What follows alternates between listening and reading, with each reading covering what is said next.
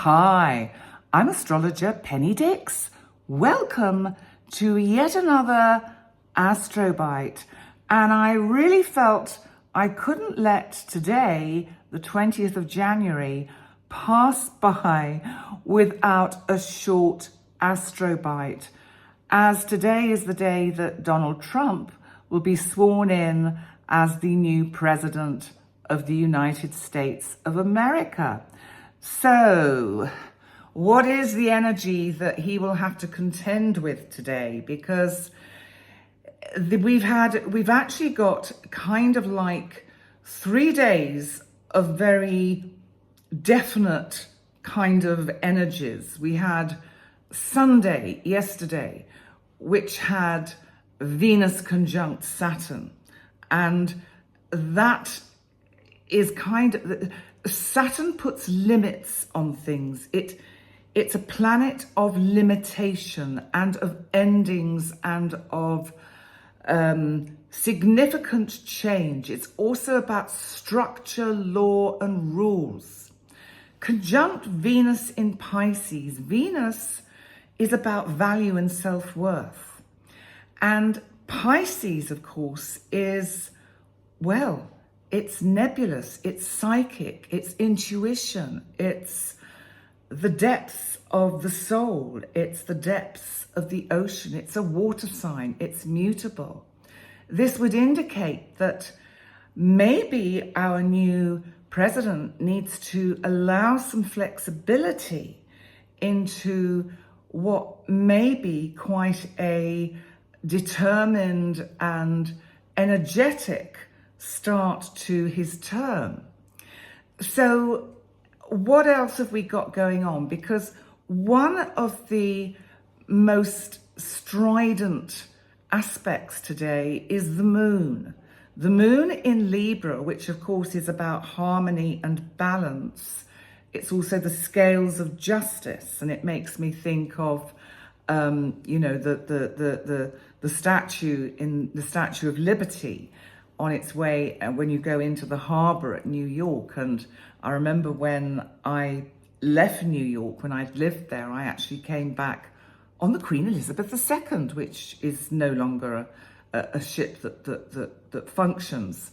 But that is many years ago, back in 1980. And it was the most amazing experience to sail out of the harbour of New York and go past the Statue of Liberty. I don't think it's something I will ever forget. But coming back to this moon in Libra, in the 3rd house of communication, squaring Mercury, the planet of communication, in Capricorn in the 6th. Now, I looked at this and I thought, oh, tough talk with the opposition. I suspect our new president will come in all guns firing, and he is going to want to overturn a lot of the legalities that have been set in place, certainly the ones against him, but I don't think we need an astrologer to tell you that, and certainly certain laws that have been put in place by the Democrats before leaving power. And interestingly, in this chart, the Sun, which, as I say, is conjunct Pluto tomorrow, the 21st, is about the transformation of the masculine, of a leader, the transformation into a new era, because it's Aquarius. And we have not had Pluto conjunct the Sun in Aquarius ever in our lifetimes, because, of course, Pluto takes 247 years to go around the Sun. So, of course, none of us have. But let's just remind ourselves about what happened last time Pluto was in Aquarius. We had the American Civil War. We had the French Revolution. And as I say that, I'm looking for Uranus in Taurus. Uranus, of course, rules Aquarius. Uranus is actually trining Mercury in Capricorn in that part of the chart that can be about hidden enemies or the opposition, it's Capricorn. Capricorn is really tough talk, structured talk, clipped talk. It's yes and it's no. And if it's no, there is no room for negotiation. And it reminds me of one of the quotes I gave you the other day about no is a complete sentence, which we sometimes forget, and I think it's good to be reminded of. And I think what's interesting is that with this Mercury squaring the moon, you know, the moon is our intuition and our gut feeling. And I just feel instinctively that people in general are going to be making some pretty kind of sharp valued judgments without actually perhaps digging down for the evidence initially. There's a feeling of speed and rush and haste in the energy today. So let's just go back a few kind of transits and remind ourselves that we've still got Mars retrograde in Cancer. Mars, the god of energy, of the god of war, the planet that represents fire, war, arguments, dissension, but it can also be assertion and, you know, a sort of warlike but winning behavior. But it's in Cancer where it gets a little bit drowned out, and it's in the 12th house. And I think there will be other things going on today, which of course I don't know, because I'm recording this on the 19th, the Sunday, when, as we speak, the hostages, or some of them, may be being released in the Middle East, in Israel and Gaza. God bless them. Let's hope that is happening as I record this. But I think something takes the wind out of the sails of this particular inauguration, and that there are other events that will be happening that just detract from the main event of the inauguration. And it feels like, you see, the North Node is sextiling Pluto and the Sun. There is something about overseas activities that really kind of steal the limelight. I think that is the best way to describe what I'm feeling, so that the Mars energy of the leader, because Mars is, you know, just moving away from its opposition to the Sun, the Mars energy of the powerful leader is just a bit, it's like being winded, just as I say, having the wind taken out of your sails, having, you know, a punch in the gut. And I do not wish to sound political, because the thing is, as a European, I would say we want a strong America. And if the incoming president is the one that can make a strong America, then that's cool. That's great, because that's what we want. It's not about personalities, because I think, and I had this conversation with some friends earlier today, we have to forget the personality of the incoming president, which on personal levels, some of us may like and some of us may not like, just as some people will like me and some people won't, and some people will like you and some people won't.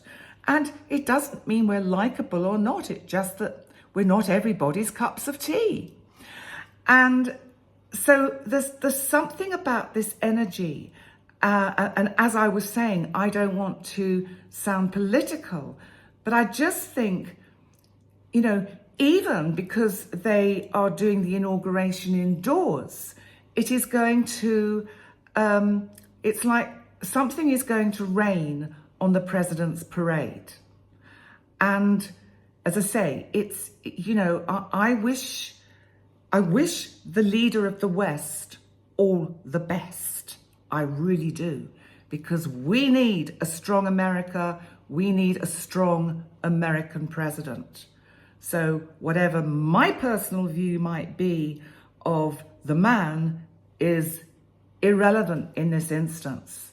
If he makes good decisions for America, then most likely the rest of the world will benefit. If he makes good decisions about his interactions with Europe, then the rest of the world will benefit. And that goes for anywhere else on the planet. So I just thought it would be interesting to look at the energy, and we will see, of course, as the day progresses, how things do unfold. But I certainly just think there's going to be a little bit of a,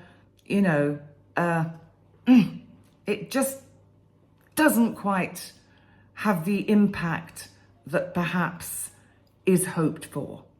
But I thought we better have a word for the day. And I thought, I wonder what ChatGPT says about the word elected or election.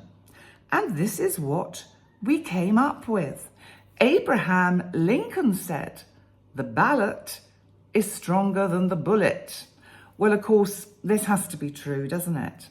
And I just hope that, anyone, or, because I do feel that the United States has a great chasm between the two sides, and communication is the way to resolve these differences and not fighting or the bullet.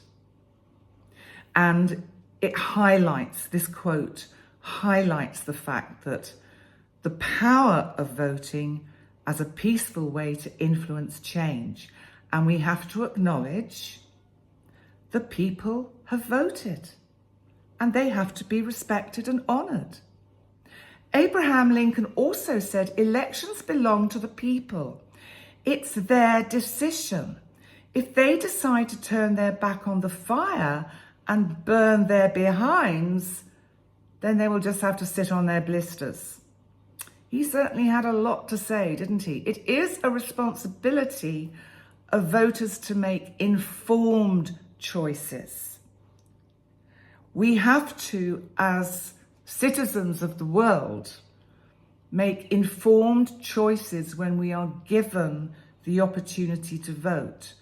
And we need to make choices and votes based on evidence and not on feeling. So George Jean Nathan said, "Bad officials are elected by good citizens who do not vote." Well, there's a message to all of us, because, abstaining, it's like the little kid folding his arms and going, shan't, won't, don't want to. And abstaining really is sitting on the fence, and it doesn't help matters. Even if you don't like both options, choose the lesser of the two evils. And in a democracy, this is Norman Cousins, in a democracy, the individual enjoys not only the ultimate power, but carries the ultimate responsibility.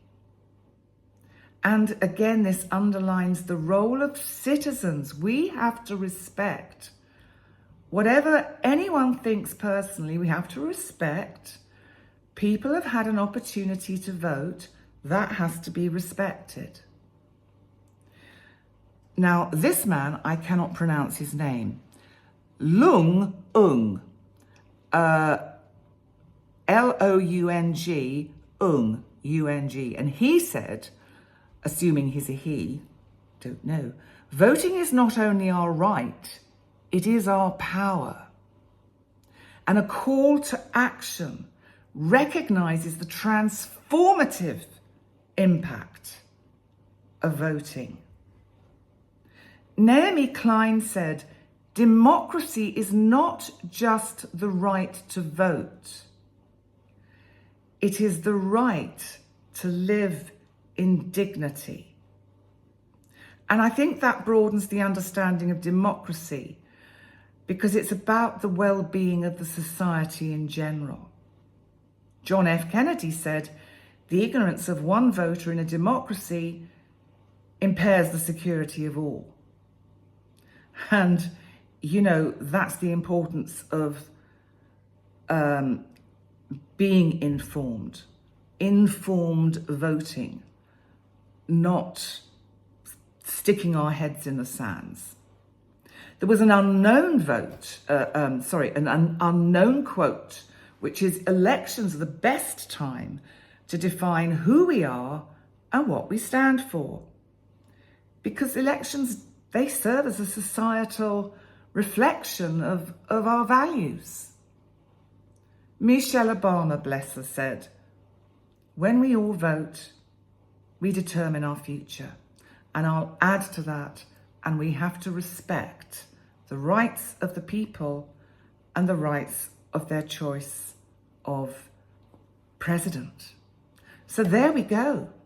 Well, I wish the leader of the new leader of our planet the wisdom to make the right, well-informed decisions as he progresses through the next 4 years of his presidency. I think whether we are for or against, we have to wish for that, because otherwise, you know what? We're shooting ourselves in the foot. Okay, on that note, I shall say thank you for joining me for this, what I thought was going to be a short Astrobite, but actually quite long. And please remember to like, comment, and subscribe. And I look forward to seeing you next time. Bye for now. Bye.